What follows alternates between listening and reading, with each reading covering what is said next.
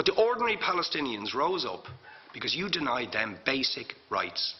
I lived there. It was apartheid. It was racism. It was endemic. It was rotten.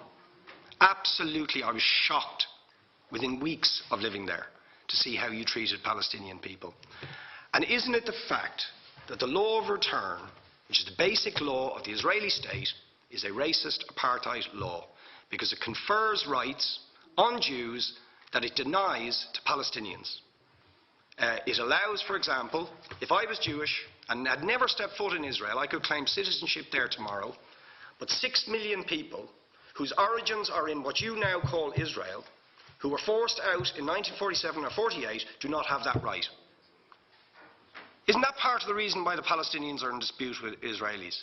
Because you deny them the right to return to their homes and to their land and to their villages, and that they have a legitimate claim, even under international law, to return, but you deny them that right.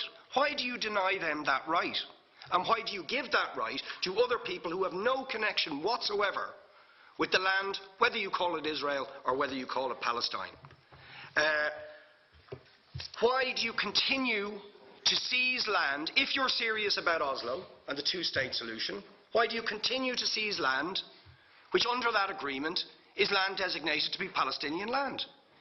500,000 people, most of which has taken place since Oslo. You allow that to happen. Why do you allow it to happen if you're serious about giving this land to the Palestinians? It's absolutely extraordinary. And it just, are you not just taking us, Ambassador, for idiots? That you can say with a straight face, we're serious about peace, but while we're serious about peace, we're going to seize Palestinian land. And you expect the Palestinians to just sit back and do nothing about that.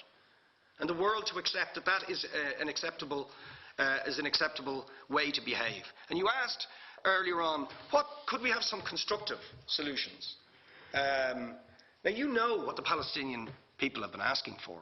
Far less even than some people would ask for. Because I believe the whole apartheid system should be dismantled. But what they've asked for is to lift the siege of Gaza. Just to lift the siege of Gaza. Let them have an airport. Let them have ports. Let them not be dictated to by a government for whom they do not vote as to what can go in and out of their territories, whether they will have power, whether they will have clean water, whether they will have medicine. What makes you think you're allowed to have nuclear weapons and the fourth biggest army in the world and visit destruction on the people of Gaza, but they have no right to defend themselves? They have no territorial sovereignty over that land. Would you ask questions, please? How do you justify that? Yeah. All right. How do you justify those double standards? And very lastly, Ambassador, people like Bishop Tutu, Nelson Mandela, and I would certainly describe your state as an apartheid state, with different laws for people depending on their race or religion. Now, isn't that just the case that, for example, at checkpoints going into the West Bank, there's a channel if you're Israeli or European, and there's a channel if you're Arab? Just because you're Arab.